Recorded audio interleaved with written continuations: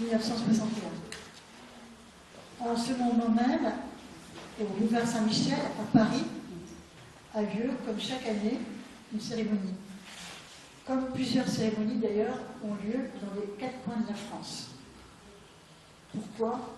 Parce que le 17 octobre 1961, on estime, les chiffres ne sont pas exacts tout à fait, on estime qu'il y a environ 200 Algériens qui ont été jetés à la Seine.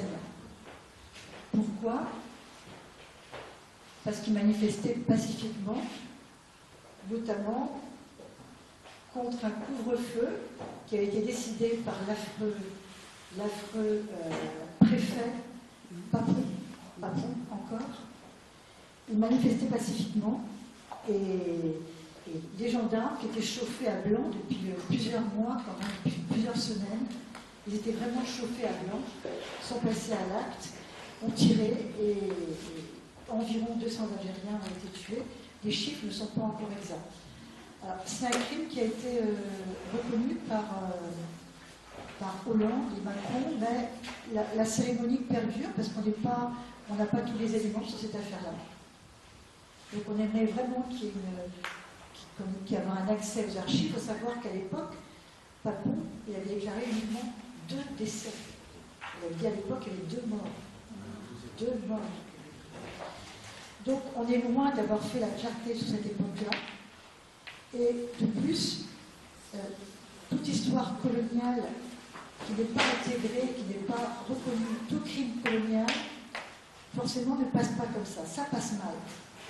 Ça passe tellement mal, on voit quand même depuis pas mal de temps une recrudescence du racisme envers les Algériens, et Retailleau quand même est à la manœuvre par rapport à ça, en priorité Retailleau, et plus largement envers les musulmans. Et là, ça va être vraiment l'objet de la rencontre de ce soir où, effectivement, des jeunes et des moins jeunes, mais des moins jeunes qui ont beaucoup à voir aussi avec la haine contre les Algériens, vont jusqu'à projeter des meurtres abominables, vous avez vu, et le diront bien mieux que moi. Donc, tout ça pour dire que, d'une part, je trouve que ça serait bien si l'année prochaine, on pouvait aussi, à Auxerre, marquer cet événement pour s'inscrire un petit peu dans la solidarité nationale, pour que les archives s'ouvrent et qu'on puisse vraiment faire une commémoration beaucoup plus large. Et pourquoi pas autour du film d'Enotti. Jean-Luc Enotti a fait un film sur ces événements-là, et on pourrait pourquoi pas le programmer de manière collective l'année prochaine, aux alentours du 17 octobre, pour y mettre notre contribution auxerroise, en sachant qu'on espère que l'année prochaine, Auxerre va être une ville qui sera favorable et un point d'appui à nos luttes. Et que du coup, ça va être plus facile. En tout cas, on aimait ce vœu-là. En fait, je voulais, je ne sais pas si quelqu'un a une montre, je voulais qu'on fasse une minute de silence. Une minute de silence pour ces 200 Algériens, des hommes, des femmes, mais aussi des enfants. J'habitais Saint-Denis avant, et des enfants de Saint-Denis ont été jetés à la Seine. Des familles qu'on connaissait d'ailleurs à Saint-Denis, ou des familles victimes. Donc une minute de silence pour eux, mais pour toutes les victimes du racisme. Et je crois qu'on sera tous d'accord pour dire toutes les formes de racisme, parce qu'on ne hiérarchise aucune forme de racisme, on n'en met de côté aucune autre non plus.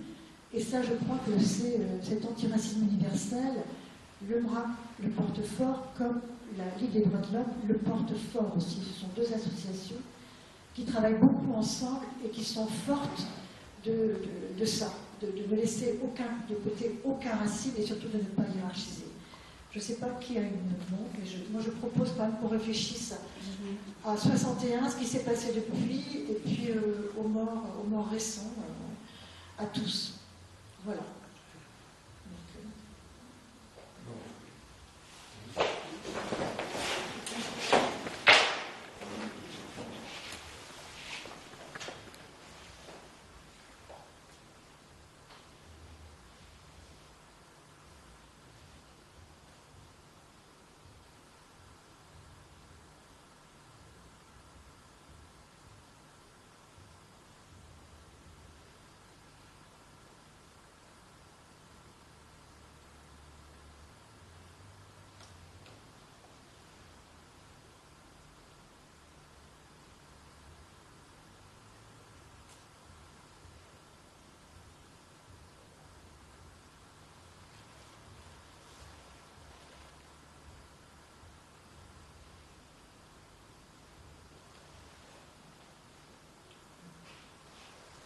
Il y a une liste qui existe, 89 contre l'extrême droite, qui est surtout une liste où on diffuse des informations. Donc si vous voulez vous y inscrire, vous laissez vos coordonnées. Il y a un petit chapeau si jamais vous souhaitez participer à l'organisation de tel événement également. Et, je voulais aussi dire un mot sur la presse et les avocats, justement, qui, de mon point de vue, sont quand même des résistances, hein, des points d'appui et des remparts. Donc, Pauline Migelot, que vous avez rencontrée, elle est de Politis. Après, il y a Politis, effectivement, il y a aussi Mediapart, il y a Street Press, l'Humanité, qui sont des journaux qui, effectivement, nous permettent d'avoir une information alternative et qui font un véritable travail de fond. C'est pour ça que, alors là, c'est une initiative de notre association, nous allons inviter Thomas Lemaheu, journaliste à l'Humanité, pour nous parler de l'Empire stérin. Il doit venir à Tonnerre prochainement. Et nous avons invité aussi un journaliste de Mediapart, Gérard Goudeville, qui doit venir à Avallon pour nous parler de son bouquin Le patronat contre l'extrême droite. Avec, espérons-nous, des témoignages sur les résistances de terrain, tant à Avallon que Tonnerre. Donc on voit bien que cette presse qui est... c'est Thomas Lemaheu, il a quand même eu des soucis de la part de Stérin. On sait que c'est une presse qui est fragile et qui est aussi explosée. Donc je vous invite effectivement à lire et découvrir ce qu'ils écrivent. C'est vrai que sans cette presse-là, il y a plein de scandales d'État qui seraient sous silence. Hein. Que les affaires de Le Pen, de Sarkozy, etc., on n'en serait rien du tout. Et je crois que c'est important, effectivement, de leur rendre hommage, tout comme les associations et les avocats qui, eux aussi, hein, sont aussi bien touchés par les fachos, avec la justice, hein, qui est remise en cause par l'extrême droite quand elle ne va pas dans leur sens. Et on sait bien que tout ce qui touche au procès concernant l'extrême droite, et singulièrement les élus, Marine Le Pen, M. Odoul et tant d'autres, on voit bien comment la justice est menacée, et forcément aussi les avocats. Donc tout ça pour dire que ce sont des agents d'une résistance, réellement. Je crois pouvoir dire qu'on est en résistance. Et la question que l'on peut se poser, c'est, mais ça peut-être qu'on en discutera après, c'est comment penser la résistance, comment penser la résistance contre l'extrême droite et les idées d'extrême droite. De mon point de vue, ce n'est pas suffisant ce que nous faisons. Tout le monde, toute la gauche déclare être de manière urgente contre l'extrême droite, mais tout le monde est contre l'extrême droite, chacun de son côté. Et franchement, là, on prépare quand même des lendemains sombres. Et pourtant, nous avons des possibilités, me semble-t-il.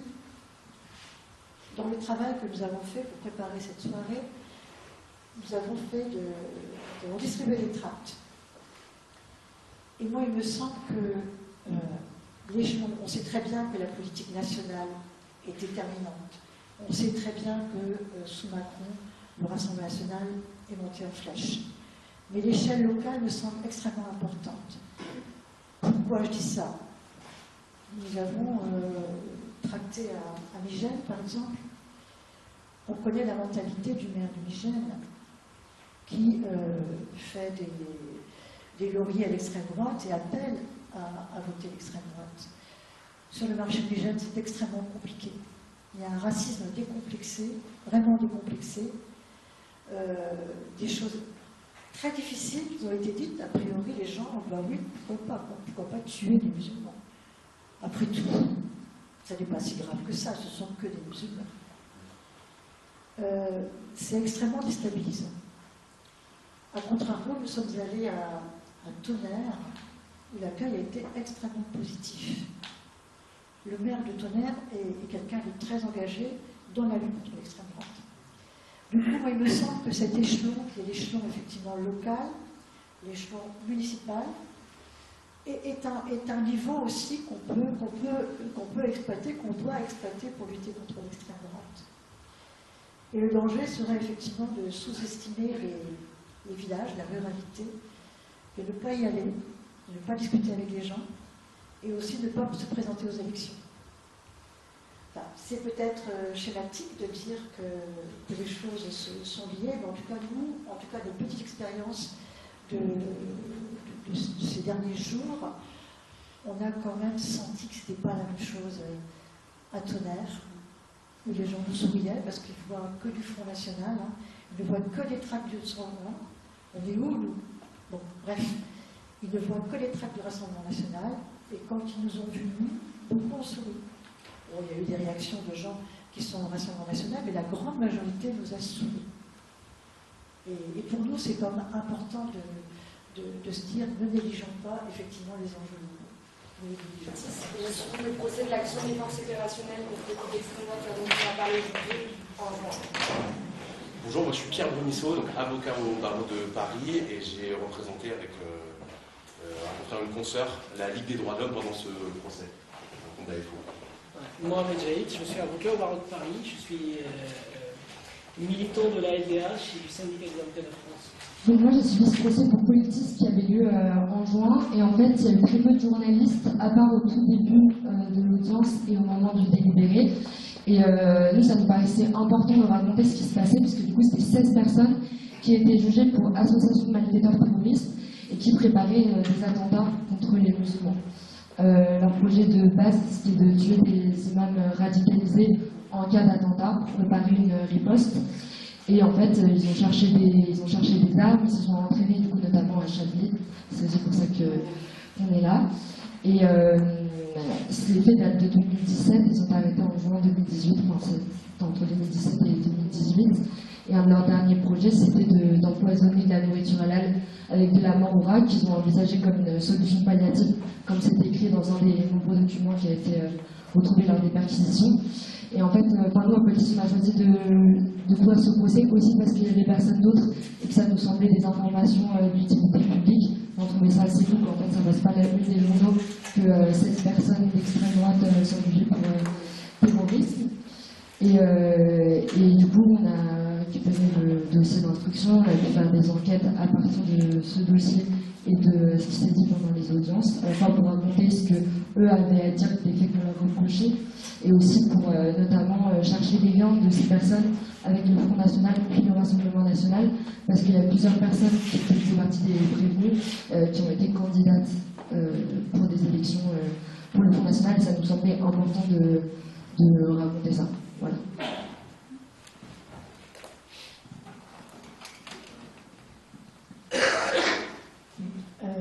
On va peut-être continuer avec Pauline, si tu vas un peu nous raconter alors ce que tu as découvert progressivement de cette organisation, de leur motivation, mais peut-être que vous allez en parler peut-être plus précisément, ce que vous avez compris, en tout cas vous en tant qu'avocat, de leur motivation, y compris raciste, parce qu'on parle effectivement des musulmans, mais il n'y a pas que, hein, je crois qu'il y avait aussi d'autres cibles, même si celle-là, voilà.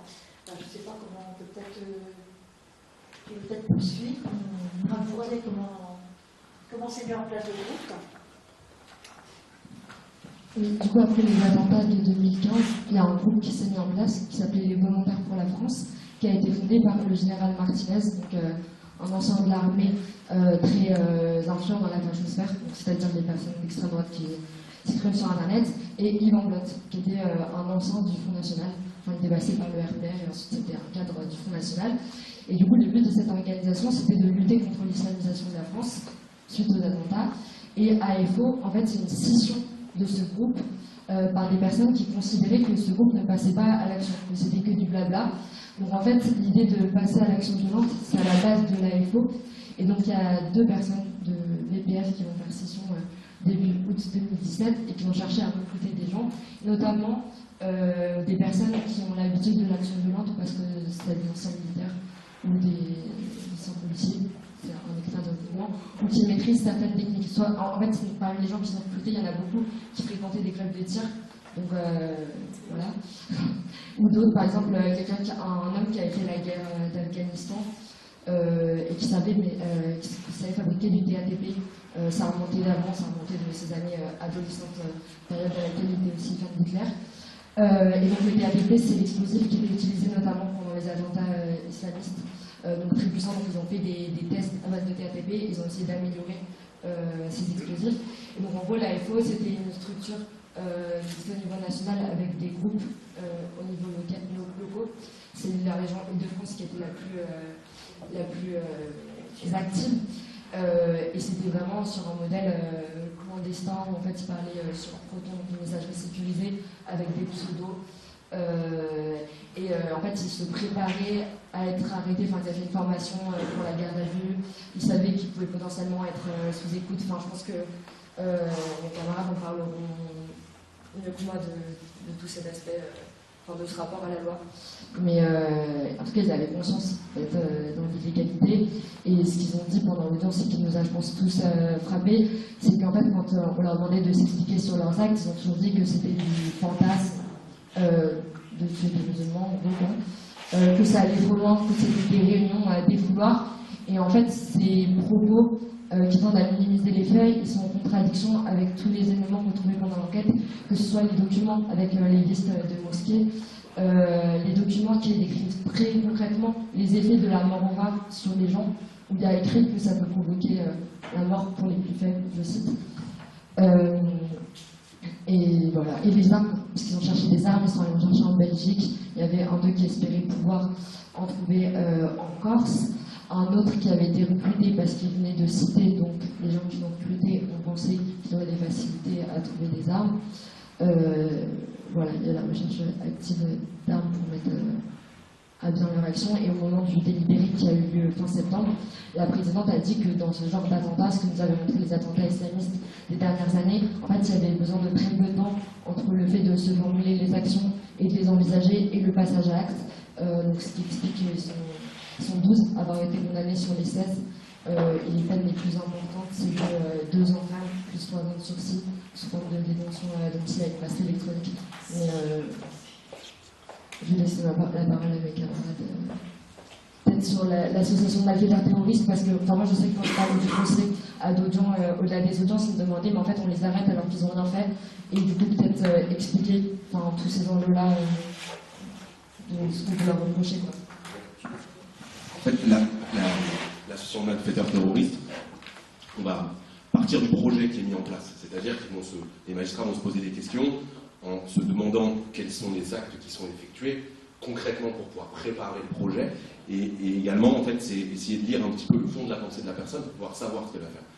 Et là, pour AFO, on avait quand même un certain nombre de documents avec des projections, des comptes rendus, une hiérarchisation extrêmement précise au niveau des membres, avec des chefs, des sous-lieutenants, des lieutenants, des gens qui étaient exécutants. Il y avait toute une organisation qui est d'ailleurs en plus assez proche de celle qui était celle de Daesh, en fait, d'une certaine manière. Donc, Mohamed avait plaidé, avait repris une expression en disant c'est les mêmes, les deux faces d'une même pièce. Mais c'est vrai qu'il y a pas mal de parallèles qui peuvent être faits en fait entre les deux modes de radicalité, les passages à l'action aussi qui visaient à tuer des personnes de confession musulmane, et c'était purement aussi dans un but accélérationniste. C'est-à-dire que l'objectif qui était très clair dans leurs discussions, dans les écoutes, c'était de pouvoir créer des tensions telles qu'une partie des musulmans se serait soulevée à l'encontre de certaines personnes et que derrière la population aurait fait cause pour les membres d'AFO pour pouvoir aller massacrer d'autres musulmans. Et derrière, l'idéologie qui est extrêmement prégnante chez AFO, c'est ils sont nourris par celle du grand remplacement. La première organisation qui est PPF, le président d'honneur, c'était Renaud Camus. Et donc, ça c'est la prolongation quand même de l'idéologie qui est celle de Renaud Camus. Ce qu'on a quand même vu, c'est que c'était des personnes qui étaient évidemment particulièrement racistes, pas mal de membres militaires, policiers, c'est ce que tu disais précédemment, des gens qui étaient avec des messages décryptés, qui cherchaient des armes, qui étaient quand même bien organisés. Alors on nous a vendu à l'audience la théorie des voisins vigilants, et des voisins vigilants qui sont armés, qui s'organisent, qui ont des grenades, qui fabriquent du TATP, c'est quand même un certain niveau de vigilance, surtout quand on a des plans pour pouvoir aller exterminer une partie de la population. Et donc c'est toute la question qui s'est posée. de savoir quel dessin était le leur. Mais là, concrètement, c'était quand même assez transparent.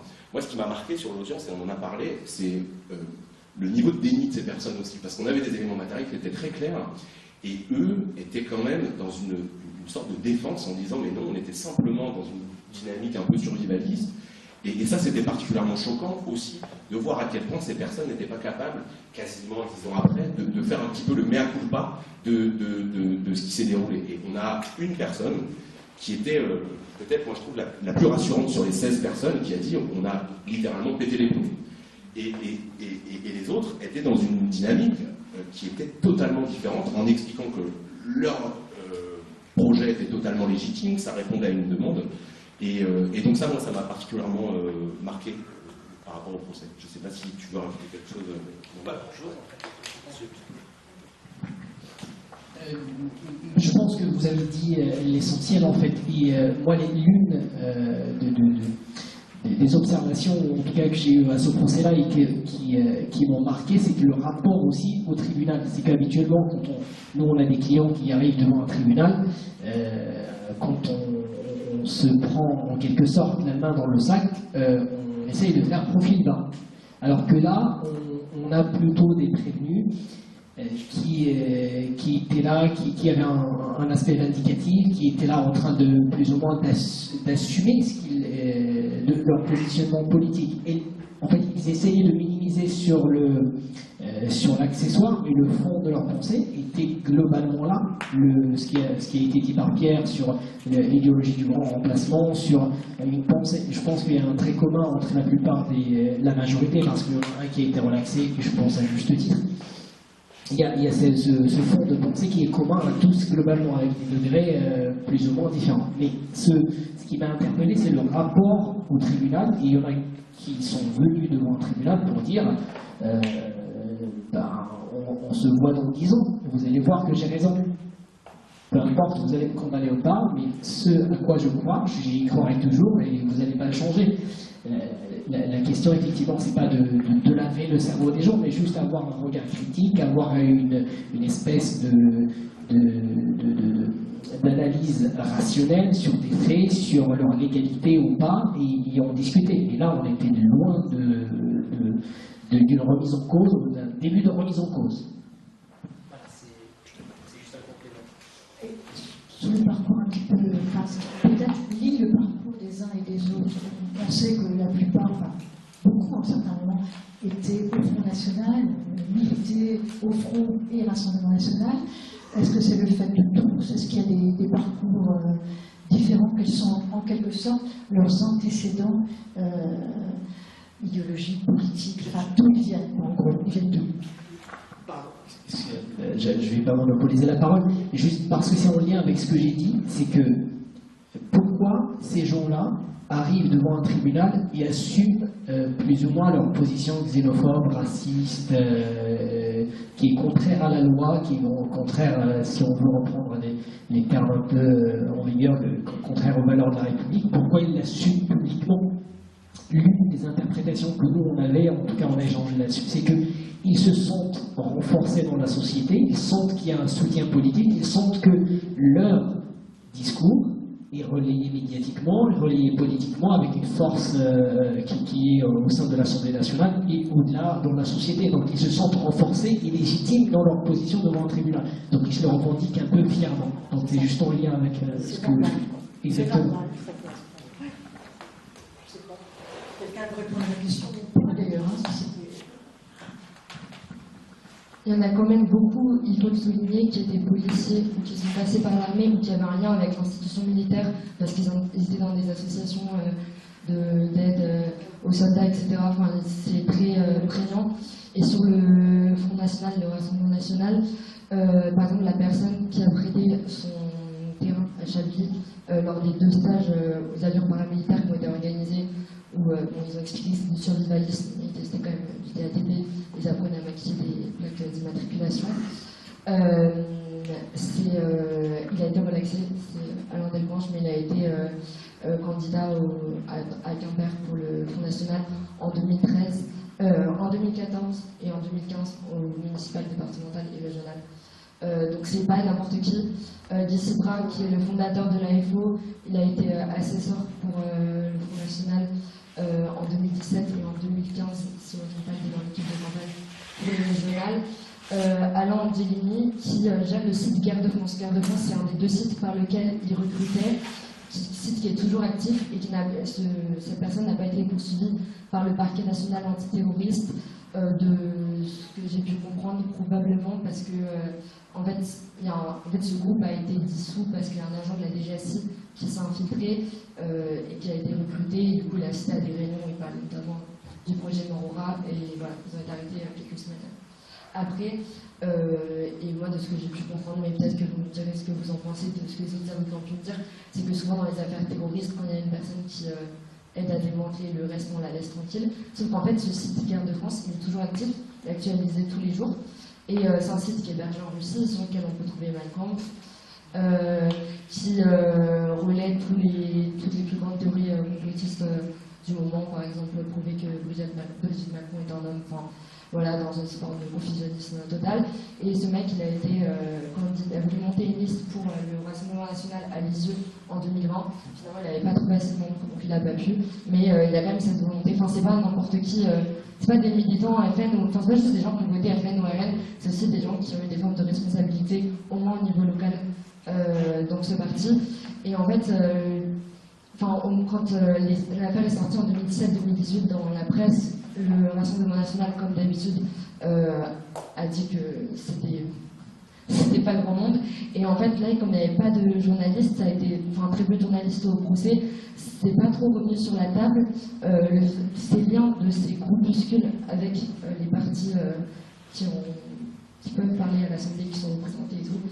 Mais Mediapart a sorti une enquête sur le nombre de personnes qui sont liées au FN ou RN dans les derniers dossiers terroristes. Et sur 79 personnes qui ont été jugées pour terrorisme d'extrême droite ou qui sont en attente de leur procès, je crois qu'il y en a 10 qui sont liés au FN ou RN. Donc c'est quand même une part non négligeable et que je pense qu'il faut rappeler quoi. Parce que de toute façon c'est la même idéologie, juste ils se préparent à passer à l'acte.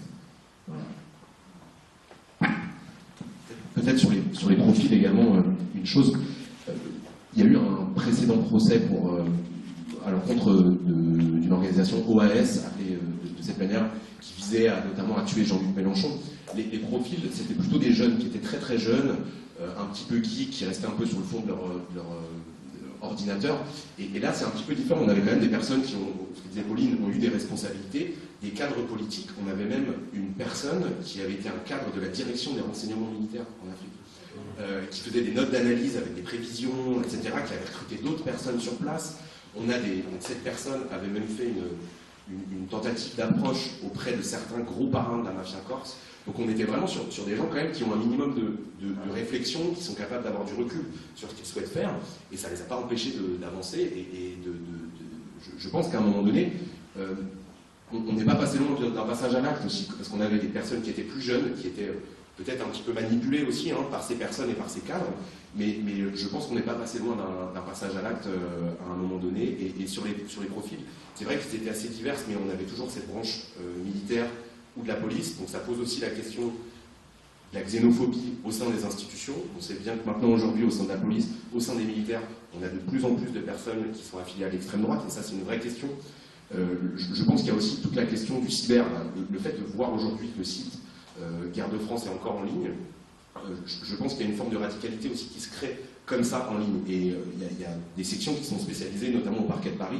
Je pense qu'ils ne prennent pas encore la mesure de ce qui se passe, notamment sur les menaces, sur les propos qui peuvent être portés. C'est, je pense, la première pierre aussi d'un processus. À partir du moment où on va commencer à cyberharceler des personnes en les fustigeant, et notamment quand on fait partie de la police, j'ai un exemple en tête, j'ai une personne qui est un peu connue, qui a été victime de cyberharcèlement.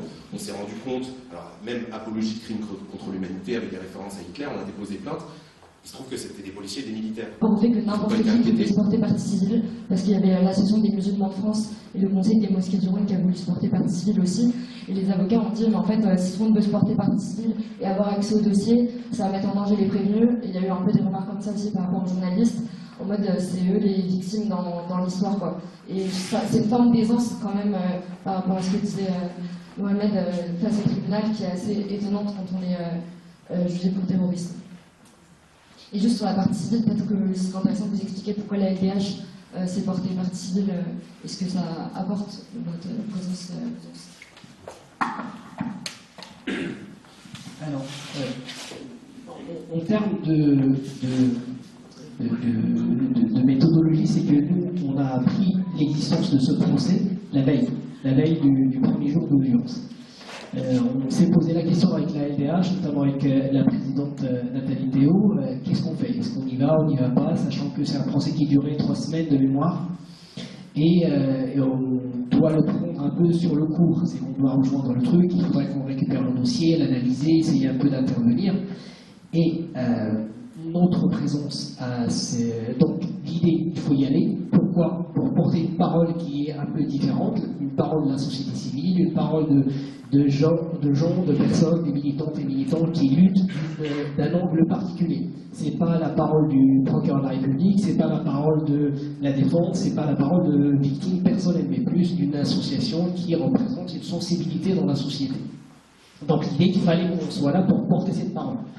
Donc, quand on arrive à ce procès, donc le premier jour, on dit à tout le monde qu'au on est là, on a été reçu avec beaucoup de réticence de la part de part et d'autre, mais notamment de la part des avocats de la défense. Pourquoi? Parce que, enfin c'est une interprétation, mais après on peut en discuter, l'idée c'est que globalement dans ce genre de procès, on va être jugé quasiment à huis clos, ou peut-être avec des journalistes qui sont intéressés, et là-dessus je salue beaucoup Laetitia et Pauline, parce que c'est la seule journaliste qui a fait le procès de bout en bout, et il n'y a aucun autre journaliste qui a fait ce travail-là, et donc ça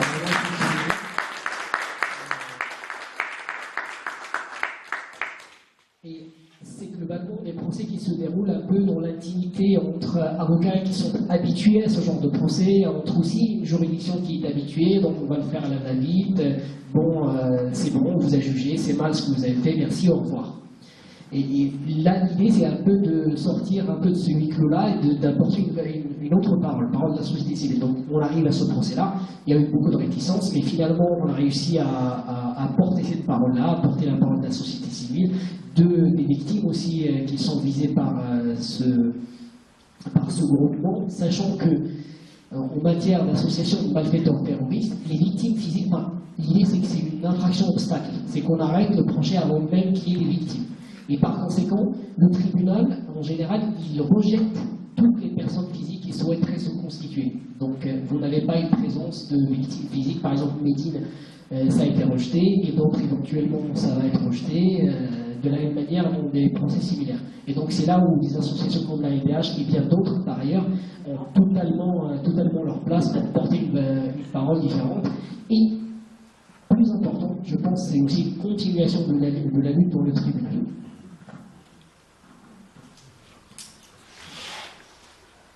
Je ne sais pas si on peut, s'il y a des questions, si on peut parler de la peine. Enfin, moi j'avais juste envie de dire quelque chose comme ça en passant. Quand j'ai lu effectivement ce qu'a écrit Pauline sur Politis, donc un gros boulot, je vous invite d'ailleurs à lire Politis, j'avais en tête quelque chose d'assez personnel. En fait, c'est l'histoire d'un jeune homme que je connais, et dont je connais très bien les parents, qui sont des amis. Un papa franco-marocain, militant marxiste, et une maman bretonne, copine infirmière, et dont le fils s'est radicalisé de la religion musulmane. Il a été arrêté avec des copains à Brest parce qu'il fréquentait une boucherie halal. Et il a été suspecté d'avoir commis, d'avoir voulu commettre, pareil, même cas de figure, d'avoir voulu commettre un attentat terroriste. Lui disait que non, ses amis disaient que non. Il a été en prison, il a fait 5 ans de prison. 5 ans de prison. On va regarder ce qu'on a eu, sans aucune preuve et sur la base d'écoute dans la boucherie halal. L'avocat a demandé évidemment le double de ses écoutes. Il les a eues 3 semaines avant le procès. Et il s'avère que le jeune garçon, qui s'appelle Marwan, n'était jamais présent quand les autres parlaient éventuellement de faire les choses à Brest. Donc il était effectivement complètement innocent. Complètement innocent. 5 ans de prison. 5 ans de prison. Et c'est vrai qu'on parle souvent de deux poids, deux mesures. Hein, c'est quelque chose qu'on a quand même souvent en tête. Là, effectivement, dans le traitement de ces dossiers, hein, terrorisme, projet, soi-disant projet d'attentat islamiste et projet d'attentat terroriste d'extrême droite, les peines ne sont pas du tout les mêmes. En tout cas, aucun n'a fait 5 ans de prison en prévention. Voilà, c'était juste quelque chose que j'avais envie de dire, parce qu'il illustre quand même de mon point de vue, je ne sais pas ce que vous en pensez vous, hein, il illustre en partie ce point de mesure. Si, je suis tout à fait d'accord. Je pense qu'il y a un prisme aussi sur l'ouverture des enquêtes. Déjà, là, c'est vrai qu'effectivement, il y a eu une infiltration, mais j'ai la faiblesse de penser que les services de la DGSI aussi se sont focalisés peut-être de manière plus importante sur le djihadisme, plus que sur le terrorisme d'extrême droite dans un premier temps. Donc là, on a un deux poids, deux mesures aussi, je pense, dès le départ sur les investigations et sur l'opportunité de pouvoir ouvrir des procédures. Ensuite, on a l'orientation procédurale, c'est-à-dire, nous, l'audience, c'était une association de malfaiteurs terroristes, mais qui était correctionnelle. Sauf que l'objectif, il était par nature criminel. Donc on aurait dû avoir une audience devant la cour d'assises. Il y risquait beaucoup plus. La question s'est posée, nous, depuis notre positionnement en tant que partie civile, de faire une demande d'incompétence, une déclaration d'incompétence. Sauf que, en réfléchissant 2 minutes, on a réalisé que les prévenus étaient quand même assez âgés. Et deuxièmement, en faisant cette déclaration d'incompétence, on repartait encore pour des années et on n'aurait pas eu de sanction directe à l'encontre de ces personnes. Donc la question s'est posée, mais on a fait le choix stratégique de ne pas demander l'incompétence du tribunal. Mais là, encore une fois, c'est une orientation, un choix qui est effectué, le choix de saisir une juridiction correctionnelle au lieu d'une juridiction criminelle, qui est plus avantageux. Ensuite, sur la peine, je suis d'accord, c'est toujours difficile parce que les dossiers, on juge des personnes de manière singulière, mais évidemment qu'on a ce ressenti aussi. C'est compliqué de dire que la peine n'est pas assez importante parce qu'on ne fait pas la promotion de la prison aussi d'une certaine manière, vous voyez, mais on est obligé d'avoir une forme de comparaison aussi en se posant quand même un certain nombre de questions. Peut-être ce qui peut paraître peut-être un argument dans la logique qui a été celle des magistrats par rapport aux peines qui ont été prononcées, c'est notamment l'âge très avancé d'un certain nombre de personnes. Vous aviez des cadres qui étaient quand même particulièrement âgés, donc derrière c'est plus difficile de mettre une peine d'emprisonnement longue à une personne qui a plus de 70 ans. Donc ça c'est un point important, mais c'est vrai que c'est pas l'unique. Et je pense que là il y a un questionnement aussi sur globalement les juridictions, quelle approche elles peuvent avoir, peut-être aussi une forme de racisme inconscient qui existe, peut-être en chacun de nous, et notamment parfois auprès des juges sur l'approche qui va être la leur, et notamment sur l'orientation procédurale. Je ne sais pas si tu as un mot à dire. Je pense qu'il y a un camarade qui est... Ouais. Et moi, très brièvement, c'est que je préférais que le traitement de faveur qu'on pourrait rencontrer dans ce genre de procès soit appliqué à tous. C'est pas l'inverse. Ma demande, c'est pas qu'il soit puni gravement, voilà, mais plus que les autres soient traités de la façon un peu évidemment. Je pense qu'on est d'accord là-dessus. Après, plus globalement, c'est qu'il y a un vrai sujet sur la justice en général. Notre justice est une justice de classe. Ça, il faut se le dire, sans difficulté, sans complexe, sans avoir peur. Et même le code de procédure pénale qu'on a aujourd'hui, c'est un code de procédure pénale qui organise cette chose-là, c'est-à-dire ce rapport de classe entre les gens. C'est-à-dire concrètement, vous avez 2 personnes qui vont venir, il y en a une personne qui a, entre guillemets, ce qu'on appelle les garanties de représentation. Qu'est-ce que ça veut dire? Vous avez un capital social, vous avez une maison, vous avez des parents très insérés, vous serez traité mieux par la justice. Alors que pour moi, dans mon sens de la justice, ça devrait être l'inverse. Quand vous n'avez pas les moyens, la justice doit vous aider en quelque sorte. Mais voilà, jusqu'à présent, voilà. Tu veux dire quelque chose?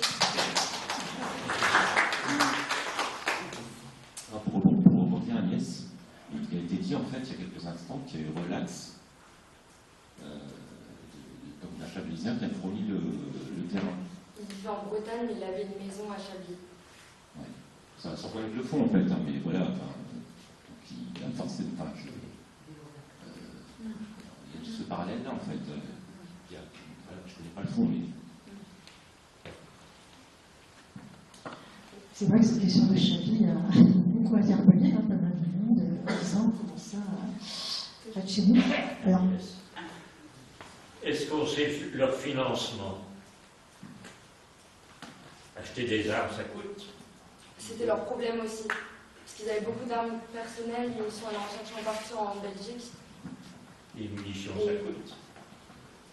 Oui, c'est un problème qui se posait de ce que j'ai retenu du procès, du fait qu'ils savaient pas, qu'ils devaient se cotiser pour acheter plus d'armes. Mais en fait, la question des armes, dès la première réunion de l'AFO en août 2017, ils vont faire un petit mail où ils vont établir une liste des armes dont ils ont besoin selon les cibles qu'ils veulent. Donc ça va plus du type d'armes, mais d'une personne à une foule.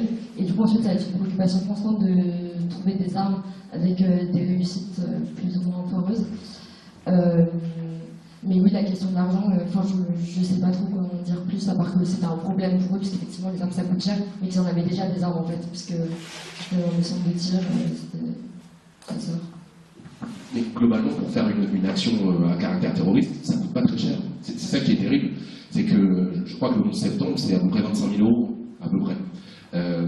Là, aujourd'hui, de la mort au rat, on la met dans des magasins, on la met dans de la viande halal, je veux dire, on pouvait faire des dégâts incommensurables, seulement avec très peu d'argent. Là, ils avaient des armes qui étaient détenues, c'était plutôt des fusils de chasse ou autres, mais même avec un fusil de chasse, si vous arrivez, vous pouvez tirer, vous pouvez faire énormément de dégâts. Les grenades au TATP, on avait des grenades vides qui pouvaient être fournies avec du TATP, ça peut faire énormément de mal aussi. Donc eux ont eu tendance à minimiser au maximum cette histoire de grenades, mais en disant que c'était des grenades offensives, donc ça explosait peu. Mais il suffit de mettre 3-4 boulons dans une grenade de ce type et vous arrachez les membres, en fait, assez simplement. Il y a eu aussi des tests qui ont été faits, je crois, avec une arbalète, où justement à Chablis, où ils fabriquaient des flèches, ils rajoutaient du TATP au niveau de l'arbalète, où ils tiraient. Donc en fait, je pense que on n'a pas besoin d'avoir énormément d'argent, parce qu'une arbalète de ce type, vous pouvez l'acheter dans n'importe quel pêcher-chasse, ça va vous coûter moins de 100 €. Donc au niveau des financements, sur les armes, disons un peu plus, des armes automatiques telles que des Kalachnikov ou des Glock, il va y avoir un coût qui est supplémentaire. Mais techniquement, pour faire une action de ce type terroriste, ça ne coûte pas excessivement cher. Donc la question des financements, il y avait des discussions à ce niveau. Et c'est vrai que c'était un enjeu parfois pour eux de savoir qui allait payer, qui allait garder l'arme, de quelle manière, mais finalement ça ne coûte pas si cher que ça. Justement, le recrutement sur Internet des jeunes à qui on demande justement de travailler avec des sommes plus ou moins. Alors, vous allez travailler pour eux.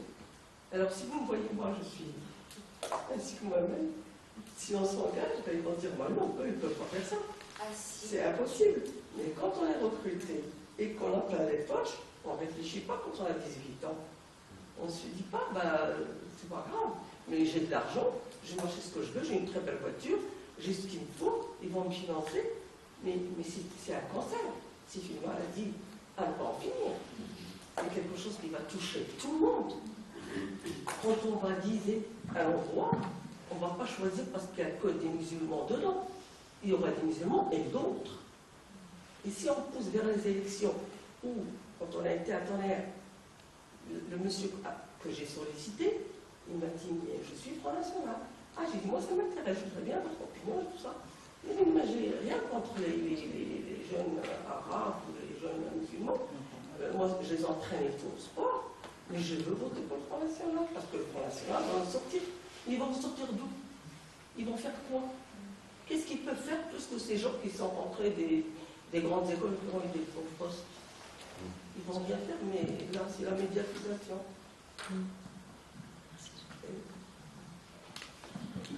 Globalement, dans leur idéologie pour AFO, il y a quelque chose de prégnant qui revenait fréquemment, c'est l'ennemi de l'intérieur.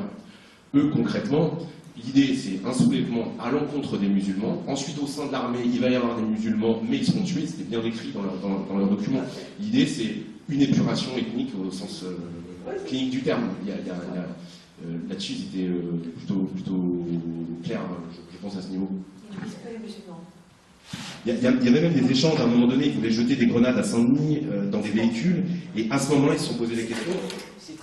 et ils se disent, à un moment, ils se posent quand même la question, non, à un moment donné, ils se posent la question de dire, on va jeter des grenades à Saint-Denis dans des véhicules, et ils disent, attention, on va toucher des non-musulmans. À un moment, il y a un échange comme ça. C'est des Arabes. Ouais. En fait, c'est les islamistes, donc les musulmans, donc les Arabes, donc en fait toutes les personnes non blanches. Et il y a une idée de guerre civile. Qui est quand même prégnante, avec ces références à la guerre d'Algérie, qu'on trouve aussi dans le groupe d'extrême droite dont a parlé Pierre tout à l'heure, l'OAS. Mais quand ils ont recruté par exemple l'agent de la DGSI, les 2 personnes qui l'ont recruté, il y en a un qui lui a dit qu'il faisait partie de l'OAS.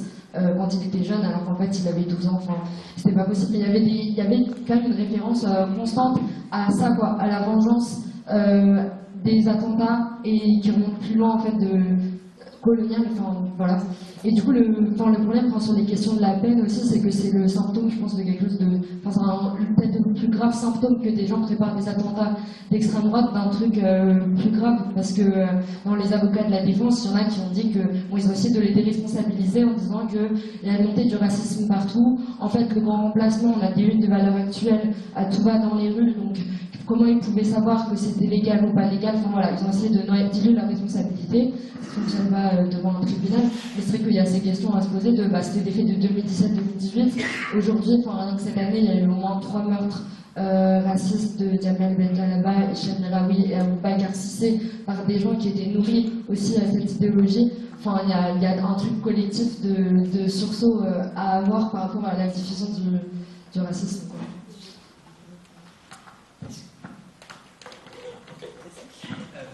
Juste sur les cibles, quelles sont les cibles de ce groupe-là, c'est absolument pas clair.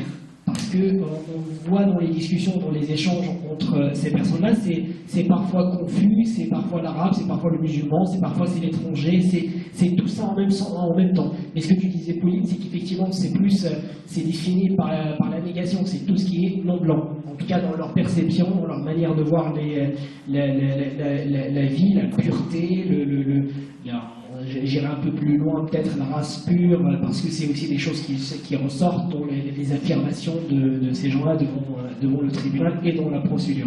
Mais effectivement, on n'a pas une cible déterminée, c'est pas le musulman, mais en tout cas, c'est tout ce qui est perçu comme étranger, perçu comme n'appartenant pas à un nous qui est défini de cette façon-là par la couleur, par l'identité imaginaire. Est-ce que vous avez des informations concernant d'autres groupes d'extrême droite, terroristes, dangereux?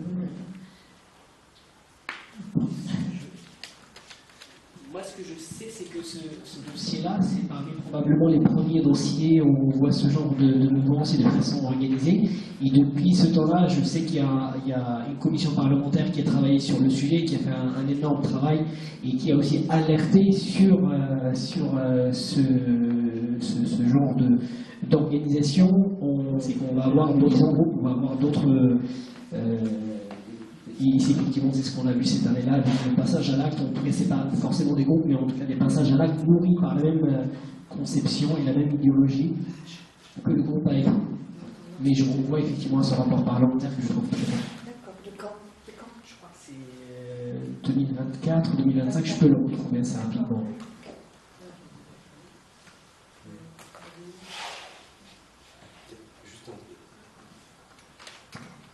Là-dessus, sur les groupes, c'est assez difficile, je pense, de les cartographier aussi. Il y avait donc OAS, je crois que c'était une des premières audiences concernant une association de malfaiteurs terroristes d'extrême droite. Mais vous avez aussi, je pense, plusieurs groupes comme ça, avec des branches un petit peu survivalistes, qui peuvent se radicaliser d'une certaine manière. Je pense justement à Jamel Benjalaba dans le nord, je ne sais plus si c'est dans le nord de la France, si c'est ça. Et en fait, c'est une personne, donc son meurtrier était biberonné à l'idéologie raciste et faisait aussi partie d'un groupe qui était survivaliste et qui était dans cette dynamique. Donc vous avez, je pense, ces groupes qui peuvent se former et derrière des individus qui peuvent passer à l'acte comme ça de manière individuelle. Donc il faut, je pense, prêter une attention particulière aussi à ce sujet. Très très vigilant.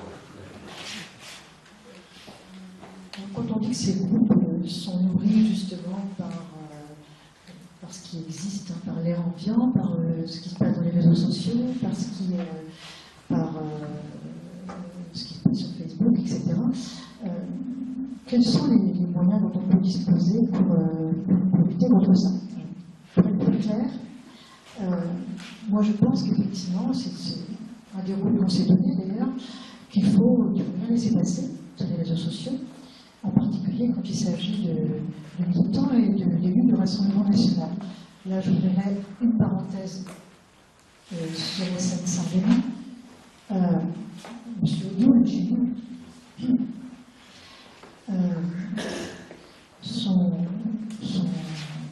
collègue, donc lui, bon, il a fait appel de sa condamnation, il passera au mois de mars. Ce que disait M. Odoul, c'est que M. Brenon n'est tout simplement pas assez bien formé. Bardella a dit que c'était une brebis galeuse, mais pour M. Odoul, c'était quelqu'un qui n'était pas assez bien formé. Son ami, avec qui il figurait souvent sur les réseaux sociaux, vous avez peut-être vu ça, c'est le maire j'ai oublié son nom, le maire de Piffon, M. Rosalie, qui a eu des abjects, hein, c'est islamophobe aussi, et c'est toujours islamophobe. Voilà. Donc là, c'est un très très proche de Doul, vraiment un très grand ami, qui nous a dit d'ailleurs, on nous a dit qu'il avait rendu sa carte au RN, bref, il y a un signalement qui a été fait au procureur, une plainte, on attend toujours, quelques soucis sur le sens, on attend toujours ce jugement. Il y a un conseiller municipal de Sens, qui d'ailleurs ne va pas être présenté par le RN, mais les RN, hein. C'est pareil, des horreurs islamophobes, signalement au ministère de l'Intérieur, Pharos, plus signalement au procureur, on n'a aucune nouvelle. Monsieur Massard, dont on attend, ça je faut attendre, qui se présente comme étant le futur candidat RN à Sens, et là on va aussi montrer ce qu'il est capable de faire sur les réseaux sociaux, contenu islamophobe, signalement Pharos, signalement au procureur, ça on attend de savoir quand on va être candidat pour faire un beau communiqué. L'attachée parlementaire de M. Odoul, pareil, elle est poursuivie pour des insultes racistes dans un café, me semble-t-il. Donc il y a une plainte contre l'ancienne attachée parlementaire de M. Odoul.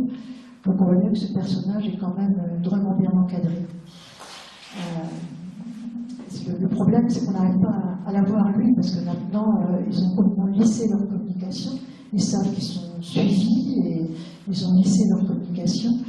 Et ce qui est compliqué, c'est effectivement l'abolissement au niveau de la justice. Je pense que le tribunal de Sens me semble être de bonne volonté, mais c'est compliqué, pas de substitut, etc. Enfin bref.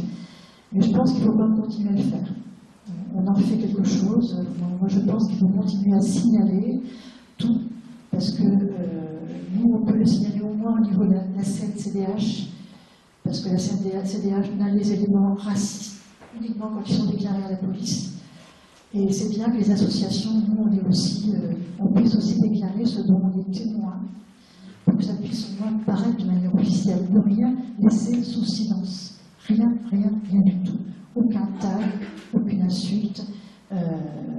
Et sur les réseaux sociaux, c'est pareil. Mais je dois dire, et là du coup, ça va, je vais vous passer la parole, c'est vrai qu'en même temps, ça paraît quand même... bon, on a un peu d'ennemis, à vrai dire, même si on essaie... sur le Pharos, c'est la plateforme... on ne sait jamais ce que devient notre signalement Pharos. Ils doivent être également submergés, de mon point de vue. C'est extrêmement compliqué. Peut-être nous, donc oui, on a la même difficulté aussi avec la haine en ligne lorsqu'on essaie d'intenter des actions. On a parfois des classements sans suite, après il y a des recours à faire, mais c'est vrai que c'est chronophage, ça prend du temps. Nous ce qu'on essaie de faire, c'est aussi parfois de se coordonner un peu politiquement, c'est-à-dire on va déposer une plainte avocat, en parallèle on va demander à la Ligue des droits de l'homme ou le MRAP ou autre de faire un signalement, la Maison des potes ou autre, d'appuyer auprès du procureur. Et ce qu'on essaye de faire également, c'est de se coordonner avec des députés ou des élus qui peuvent faire des signalements article 40. Auprès de... C'est compliqué dans 89. Alors, ils ne sont pas obligés forcément de respecter leur juridiction, leur circonscription.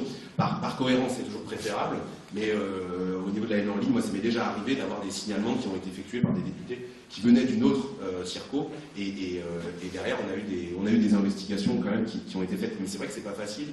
Je pense qu'on a une masse, en plus, en ce moment, qui est extrêmement importante. Les tribunaux ont du mal à encaisser, en fait, par rapport à ce qui se passe, mais derrière, c'est aussi une question de volonté politique, parce que ça dépend de la situation, mais il y a des situations pour lesquelles ils se mobilisent quand même assez rapidement, et je pense que c'est important de réussir à se coordonner, en fait, entre orgas élus et en même temps les avocats. Je pense que c'est important, et ça peut aboutir, et peut-être, plutôt que de multiplier les plaintes, essayer d'en prendre une, de capitaliser à fond sur celle-ci, en poussant derrière pour que les investigations soient faites, et essayer d'utiliser un peu comme un vecteur politique aussi, en mettant le doigt à ce niveau. Mais c'est vrai que c'est très difficile, c'est très compliqué, et aujourd'hui je pense qu'on est sous-doté en justice par rapport au cyber, ça c'est sûr.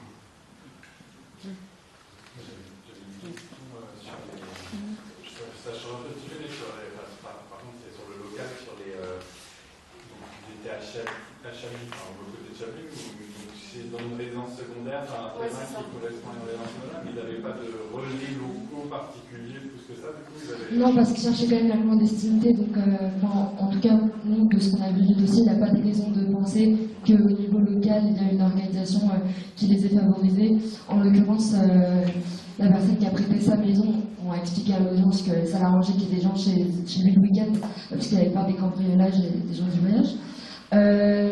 Donc voilà, en gros, il a été relaxé puisqu'ils ont considéré qu'il n'était pas tant au courant que ça de ce qui se passait dans sa maison. Et du coup, c'est les autres des différents groupes régionaux qui sont allés dans cette maison pour montrer leur savoir-faire, quoi. Donc, maquillage de plaques d'immatriculation, TATP, trucs comme ça.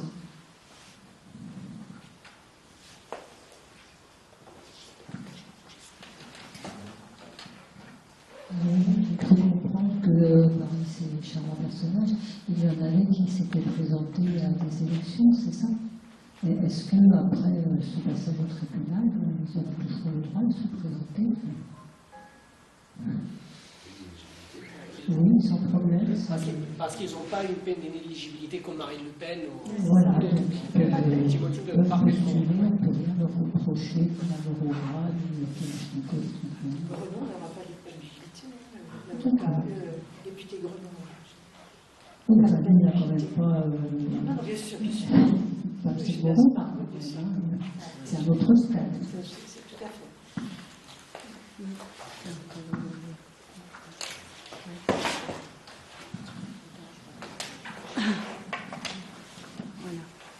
Donc là, je pensais à Pascal Blanchard, donc historien qui a écrit sur les réseaux sociaux, justement, sur la dangerosité de ces réseaux sociaux par rapport aux jeunes. Et moi, je me pose beaucoup de questions par rapport à ça. Donc, ça rebondit donc sur ce que Agnès disait tout à l'heure. Qu'est-ce qu'on peut faire? Comment les professeurs, par exemple, aussi peuvent... même qu'on leur demande beaucoup, et est-ce que les professeurs, comment les professeurs participeront, enfin bon, les adultes, parce qu'en fait, nous, on a du mal dans nos associations à trouver des jeunes, alors qu'on est aussi sur les réseaux. Alors comment ça se fait qu'il y ait une parole qui est plus écoutée qu'une autre? Ça fait froid dans le dos, voilà. Donc, ma question c'était comment on peut réfléchir sur ce sujet des réseaux sociaux et comment ils captent les jeunes. Voilà. Moi, jeunes, ils sont vieux. Oui, mais Pascal Blanchard, il parlait des jeunes, pardon, avec Dieudonné et Solal, qui ont tout un réseau de diffusion de leurs idées sur les réseaux sociaux. Donc je veux dire, c'est pas de la liberté d'expression de leur part. Enfin, on peut plus, enfin, quelque part, je trouve qu'on ne peut plus accepter, se dire, est-ce que c'est de la liberté d'expression? Est-ce que c'est... Il y a un moment où ça transgresse quand même la loi, donc il faut que la loi, elle se manifeste, voilà. Ça résume ce qu'on vient de dire, en fait. Moi, je suis plutôt d'accord avec ce que tu disais. Effectivement, à chaque fois, il y a une transgression. Il faudrait qu'il y ait une réponse de la société civile, une réponse des camarades, une réponse politique. Et ça, c'est plus de l'ordre de la société civile, des partis, des organisations militantes, et d'apporter une réponse forte et ferme. Et je sais que, de notre point de vue de militants, d'avocats, d'avoir ces deux casquettes, je sais que s'il y a des actions justice entreprises, je sais qu'il y a aussi des avocats qui sont prêts à apporter ce genre de choses à titre bénévole. Nous, ce procès-là, on a vu la chose, on s'est dit il faut y aller. On ne se pose pas la question de est-ce qu'on va être payé, on ne va pas être payé, tout ça. On y va d'abord parce que c'est une question politique qui nous importe et il faut y aller. Et donc, voilà, je sais qu'il y a beaucoup d'avocats et d'avocates qui sont prêts et prêtes à y aller sur ce genre de bagarre. Mais au-delà de ça, c'est pas juste une question de justice, mais c'est aussi une question de politique, de société, qui va au-delà même de la justice et du simple tribunal, quoi.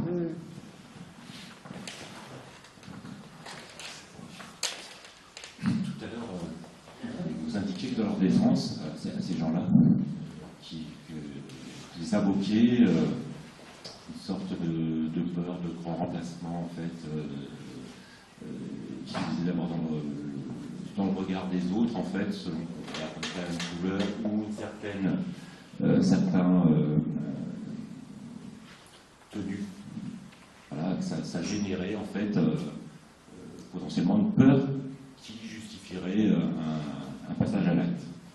On parlait des réseaux sociaux, en fait, voilà, mais moi, il me semble que pour M. Odoul, sur BFM, c'est exactement ce qu'il a fait, en fait. Je ne sais pas si tout le monde a vu ça, en fait, où, littéralement, en regardant, en fait, et là, c'est pas les réseaux sociaux, là, c'est devant des millions de personnes BFM TV, il le regarde comme ça, et il fait des insinuations.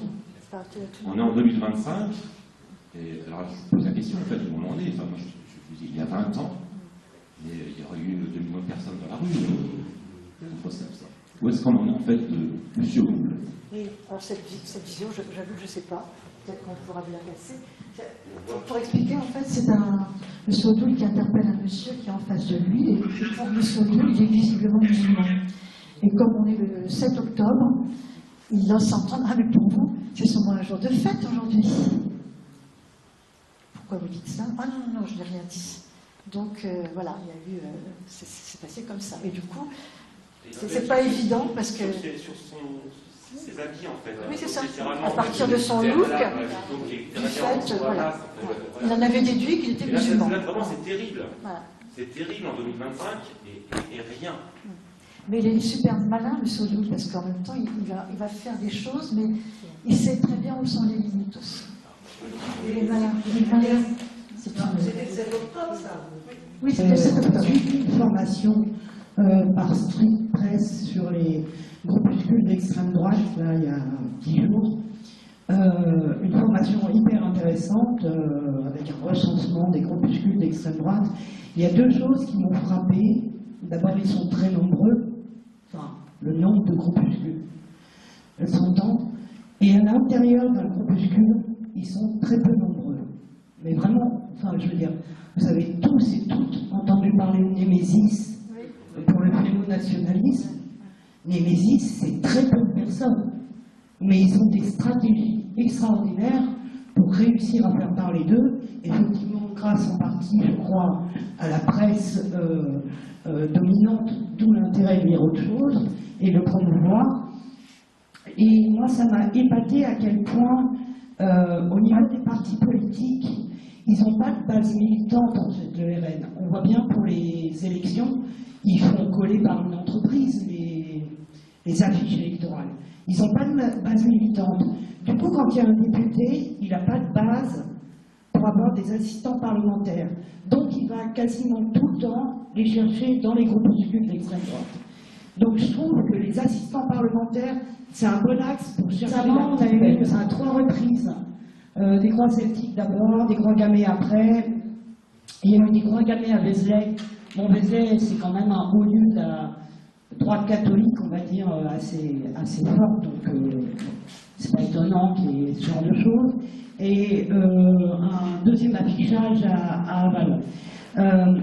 Et récemment, on faisait une assemblée générale avec des mamans à la Marlande, un des quartiers d'Avallon. Et puis, on était entourés par des mamans et leurs enfants. Enfin voilà, on était en groupe, on papotait. Et il y a une jeune fille, une ado collégienne, qui passait par là, dont la maman était là et qui est venue. Et en fait, Benoît a remarqué qu'elle avait une croix gammée sur la main, écrite au feutre, hein, pas tatouée, mais écrite au feutre. Et donc elle a expliqué que c'était leur jeu à l'école. Donc à l'école, ils font des croix gammées sur les mains. Voilà. Moi, ce qui m'a marqué, c'est pas moi qui l'ai repéré, qu'elle avait déjà sur le poignet, mais par contre, elle a glissé après, quand sa mère lui a dit, mange de voir ça, elle a dit, il y en a partout sur les tables. Voilà. Enfin, ça m'a marqué. Les enseignants, non, mais les croix gammées, il y a 20 ans, enfin, moi gamine, ça n'aurait pas été envisageable. Et dernier truc, pardon, je suis super longue. Je voulais revenir sur les réseaux sociaux. On le sait, on se sent jamais assez nombreux. Quel que soit le parti politique, le collectif de gauche, on a l'impression de ne pas être assez nombreux, quelle que soit l'association, contre ce monstre fasciste rampant. Un des trucs qu'on peut faire, parce qu'on est peu nombreuses à y être H24, peu nombreuses, on a une vie, certains ont des enfants, enfin voilà. Un des trucs où on peut militer, c'est les réseaux sociaux. Oui, c'est leur arme, mais il faut que ce soit la nôtre. Il faut vraiment pas hésiter, mais seulement ils connaissent très très bien les règles. Donc il faut faire des formations courtes, hein, ça peut être en une demi-heure, les règles. Comment on partage pour visibiliser? On sait qu'on a Instagram, Facebook, leurs algorithmes, ils vont contre nous. Apprenons à les gérer. C'est vraiment une arme qu'on doit utiliser, je crois. Merci Anne. En tout cas, moi je suis partie prenante d'une telle formation et je ne serai pas la seule. Mais en même temps, je serai partie prenante d'une telle formation telle que tu le proposes et je pense que je ne serai pas la seule dans la salle. Donc si tu peux proposer quelque chose, voilà. Après, moi, mon dada, il est aussi d'aller vers les gens, c'est-à-dire que de se déplacer sur le terrain. Et ça me rend, c'est vrai qu'ils n'ont pas une base militante importante, mais tous les gens nous disent quand même qu'ils voient très souvent le Rassemblement national dans les marchés. Et nous, c'était l'idée du collectif 89 contre l'extrême droite. L'idée, c'était de se dire, toutes les organisations de gauche, on est beaucoup plus nombreux qu'eux. Organisons-nous pour être présents sur le terrain, tout simplement, avec un matériel qui soit le même, qui déconstruise effectivement le Rassemblement national, qui déconstruise ses propositions. C'est ce qu'on a tenté de faire. Malheureusement, bon, je pense que les organisations ont du mal effectivement à suivre. Mais le but, c'était de nous les moyens d'être présents sur le terrain, de parler aux gens, de discuter, de distribuer des tracts. C'est complémentaire. Cette bagarre-là, on peut la mener. On a la possibilité de la gagner, cette bataille-là, si on s'organise et s'il y a une volonté de toutes les organisations, quelles qu'elles soient, de s'y mettre. Je suis un peu malheureuse parce qu'il y a plein d'organisations qui ont appelé à cette soirée, mais je vois aussi des organisations où il n'y a pas une seule personne qui est présente. Donc le front contre l'extrême droite, on va le construire quand? Il n'y a pas une seule personne. Ils vont m'entendre, hein, parce que c'est pas possible quoi, de mettre son logo, de ne pas être là, ou même d'organiser un autre événement à un autre endroit le même jour. C'est juste pas possible. C'est juste pas possible. Et par rapport, tu parlais d'une enquête. Justement, nous aussi, comme on intervient dans les collèges en fait, hein, avec le groupe de théâtre jusqu'ici, mais comme il n'y a plus de passe culture, ça va être compliqué. Mais bref. Et effectivement, on a vu, hein, moi j'ai vu les propres yeux, les trois gamins sur les tables. Et d'ailleurs, les gamins, par d'entre eux, ils ne savent pas trop ce que ça veut dire. Hein, ils nous ont demandé l'explication. Mais on les a vus, effectivement, ces trois gamins. Je voulais juste dire en termes d'enquête, je te donne une idée peut-être. En distribuant des tracts, on a eu le témoignage hyper émouvant, je te l'écris, d'un gamin qui était scolarisé à Chablis, au collège de Chablis, et qui nous a fait comprendre combien il a passé 5 années d'enfer, parce que les profs, dit-il, sont racistes, et en particulier un qui nous a nommé. Depuis, je sais que ce n'est pas le seul, qu'il y a d'autres racisés qui se sont plaints de la même chose. Il y a eu un article, me semble-t-il, dans la presse. Nous, en tant que RAP, on a essayé de rentrer dans le collège pour faire une intervention auprès des collégiens. on n'a jamais réussi, quoi. C'était jamais le bon moment.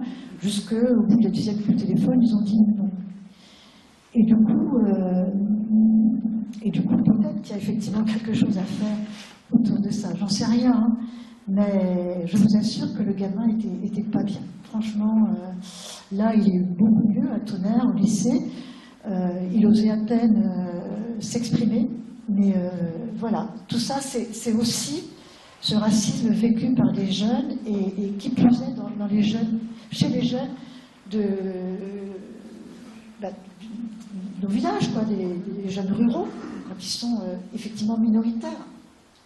Et j'ai remarqué que les collèges ruraux, justement, nous invitent beaucoup moins que les autres. Ils ne répondent pas très souvent à nos sollicitations d'intervention, alors qu'il y a un gros boulot à faire à ce niveau-là. Donc voilà, c'était une aparté, peut-être une idée.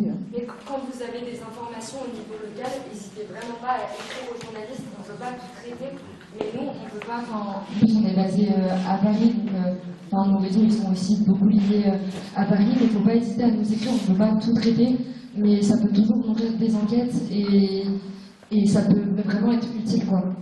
Si vous connaissez des gens qui ont vécu des trucs graves, qui ont envie de témoigner, on prendra toujours au maximum de nos possibilités, on essaie d'écouter comment les gens et d'en faire des choses. Il ne faut pas hésiter. En plus, je ne voudrais pas capter, mais il y a un des journalistes de Politis qui a une maison dans Lyon. Je ne voudrais pas capter.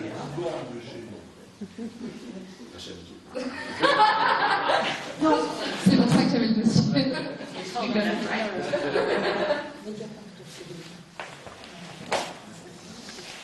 Justement, j'ai envie de répondre à cet appel. Je pense qu'il faut vraiment qu'on s'échange nos coordonnées pour pouvoir vraiment fluidifier les relations, parce qu'on parlait du triste député Grenon, et c'est vrai que quand le député Grenon a fait sa sortie raciste dans le républicain, alors c'est bien partager les tâches, parce que moi, en tant que responsable politique du PS, j'ai vraiment fait relayer l'information, y compris au niveau national, pour qu'il y ait un écho médiatique au niveau national, que du coup Bardella se prête devant BFM TV, c'était encore un BFM TV. Il faut croire que tout se passe à BFM TV, et malheureusement aussi à CNews, mais pour qu'il soit confronté à l'enregistrement vidéo de l'Union républicaine qui avait enregistré l'échange, et qu'il soit obligé de dire, ah là, pour le coup, c'est inacceptable, et il s'est quand même fait virer du RN pour racisme. Voilà, c'est quand même un palmarès. Il était trop d'extrême droite pour le RN. Alors, c'est quand même un peu. Mais c'est vrai que là, on se connaît en plus. Agnès, donc on a pu chacun faire un gros boulot sur la partie judiciaire. On a fait un boulot sur le moment, sur l'instant, sur une pleine campagne législative, sur la partie plus politique, et ça n'a pas empêché les 3 circos de Lyon de basculer à l'extrême droite, mais peut-être que dans certaines circonscriptions, ça a contribué, avec tout ce qui s'est passé dans d'autres endroits, à éveiller un peu les consciences et à ce que les gens de second tour ne votent pas pour le RN. Je pense qu'effectivement, je n'ai pas de contact politique, je serais très demandeur d'avoir des contacts pour bien, quand on a des sujets comme ça, bien faire remonter les informations et faire le lien, y compris avec la partie judiciaire aussi, parce que c'est extrêmement important. Les autres, ils sont bien organisés, ils sont peut-être peu nombreux dans le collectif, mais bien organisés, ils savent très bien se parler les uns avec les autres. Parce qu'il faut pas des dégueulasseries avec ces gens-là. Islamophobes, comme par hasard, c'est toujours islamophobe. Toujours. Et puisqu'on parle de Daniel Grenon, j'ai juste une pensée pour Sand. Oui, j'ai pensé aussi.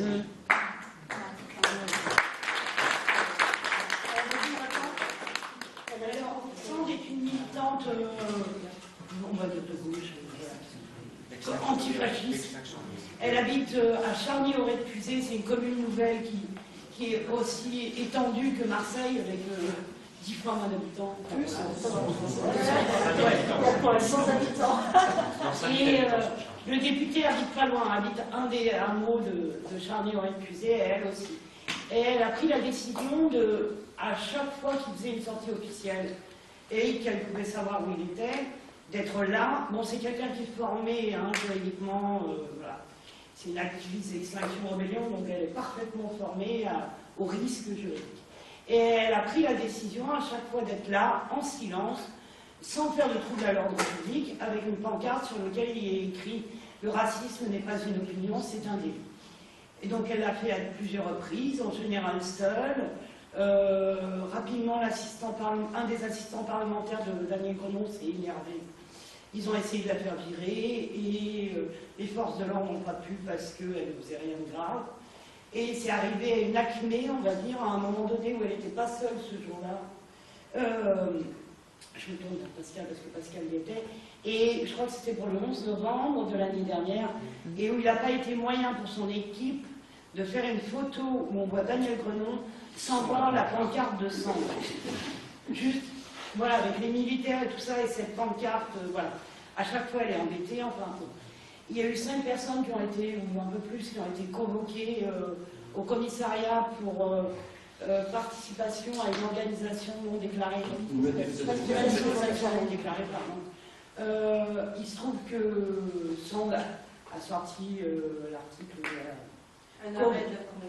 de la Cour de cassation qui était ça. Il l'a donné aux forces de l'ordre, qui étaient un peu embêtées, du coup, clairement, puisqu'ils ne le connaissaient pas. Et donc, les personnes qui devaient venir un autre jour, ils ont annulé les auditions, carrément. Et puis, la fois d'après, ils ont trouvé autre chose. Ils l'ont convoqué pour organisation d'une manifestation non déclarée. Sachant qu'elle était seule.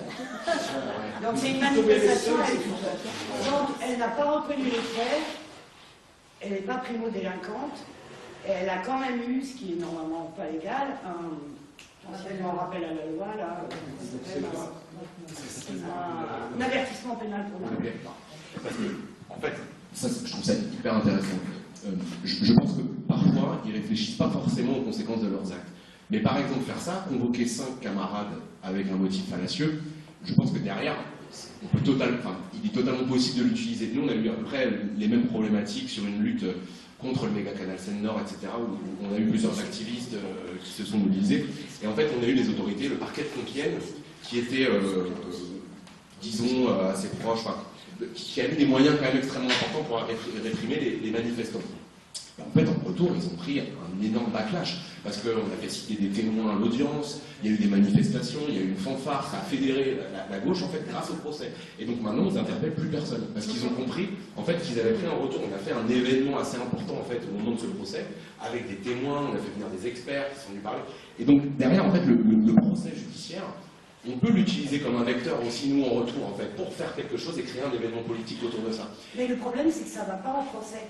Et en contestant l'avertissement pénal probatoire, en disant ouvertement je conteste l'avertissement pénal probatoire, théoriquement, s'ils sont cohérents, ils sont obligés de la convoquer devant un tribunal. Si théoriquement, s'ils sont convaincants. Oui, mais là, alors, organisation illégale. Pardon ? On est à Auxerre et la justice à Auxerre n'est pas très cohérente et pas très compétente non plus. Il faut savoir que l'assistant parlementaire de Grenoble, il est avocat. Ok, ouais. La section d'Auxerre, la LDH, a remonté toute l'histoire de Sand, parce qu'elle nous envoyait des documents, etc. Et maintenant, c'est dans les mains de Mme Théiot. Elle est au courant, la présidente de la Ligue des droits de l'homme. On a fait remonter toute son histoire depuis le début. Voilà. C'est très compliqué. Donc maintenant, on attend une réponse.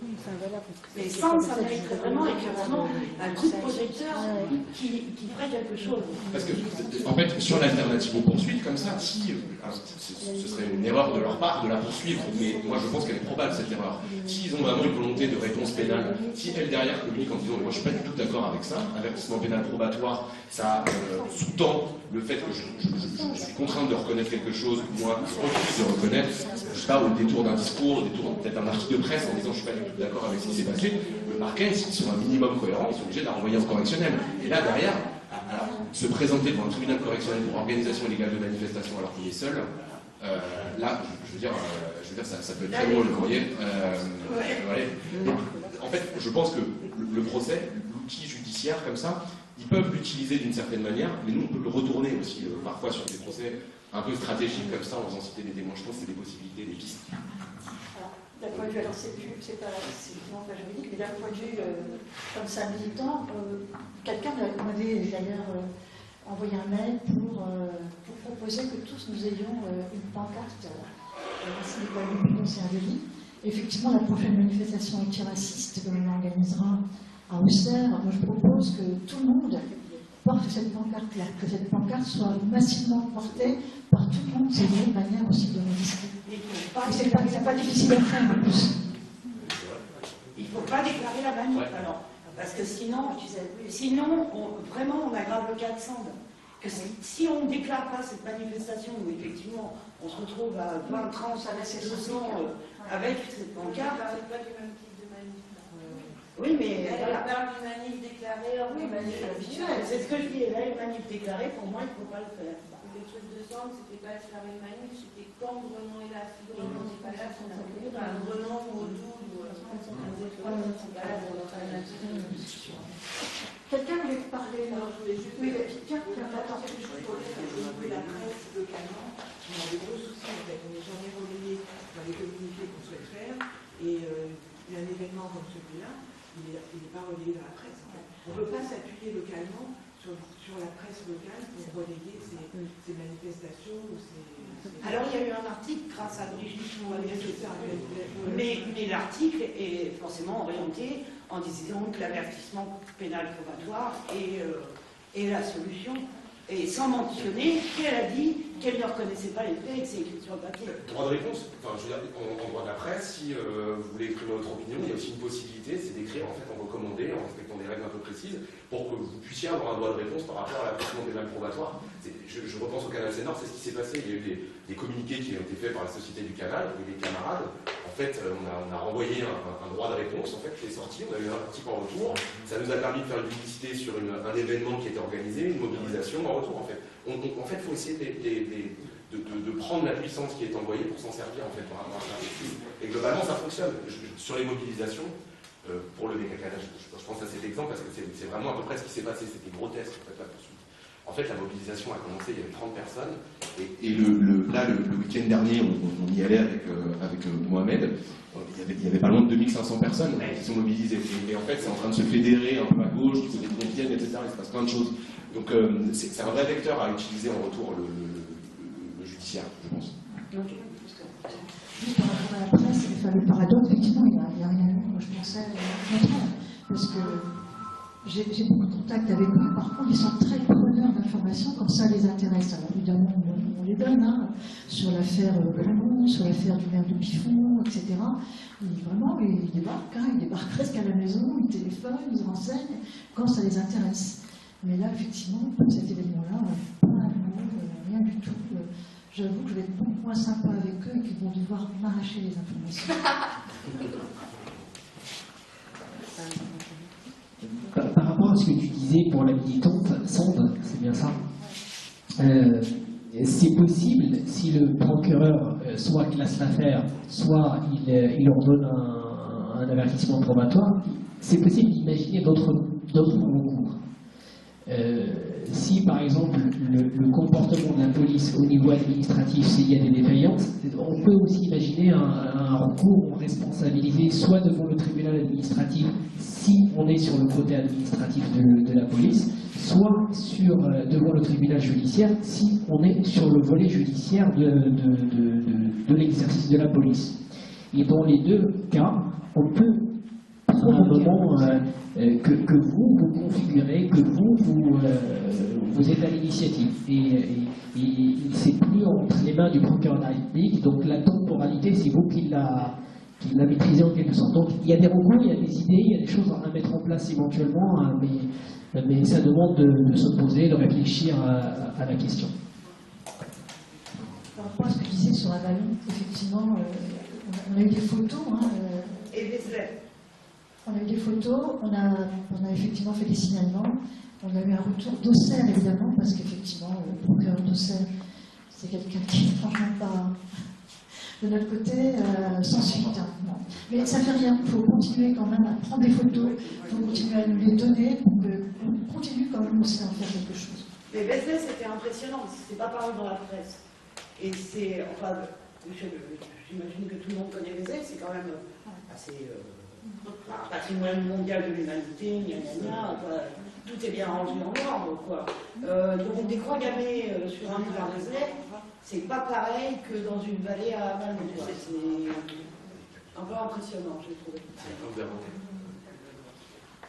Ça a été classé sans partout, bien au-delà de l'extrême droite, quoi. C'est ça le problème aussi. Là, c'est vraiment la chose qui pend un peu son nez, c'est qu'on est dans une posture de prise de pouvoir. On n'est plus voilà, on est là, on se prépare, on veut prendre le pouvoir et on veut mettre en place un projet.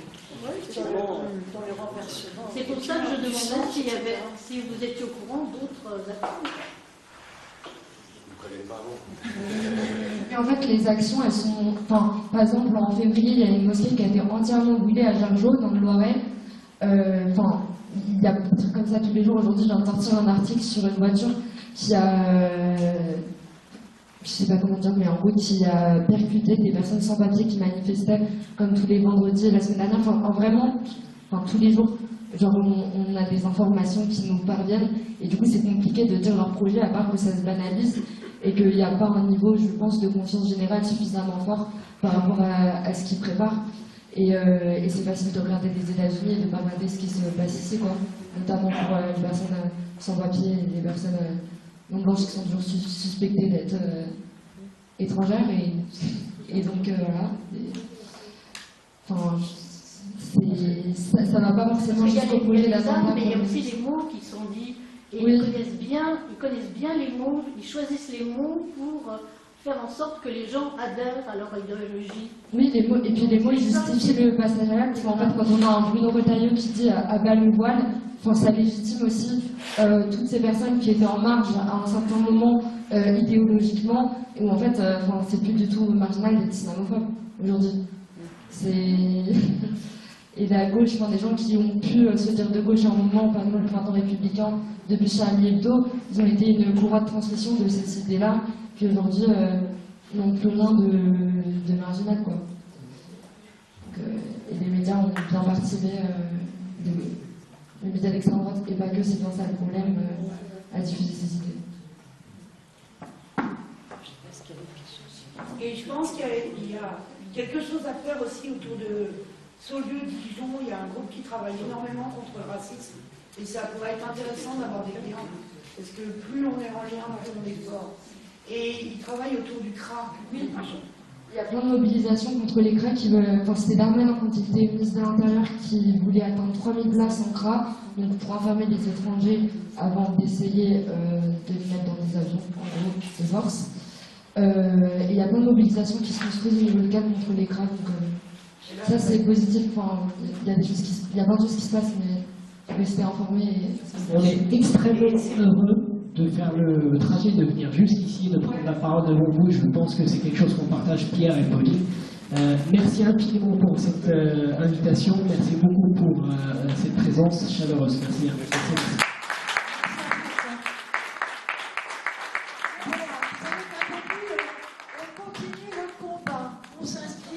On va distribuer les tracts, on les fait ensemble. Merci d'être venu. On bouge. Et merci à vous d'être venus.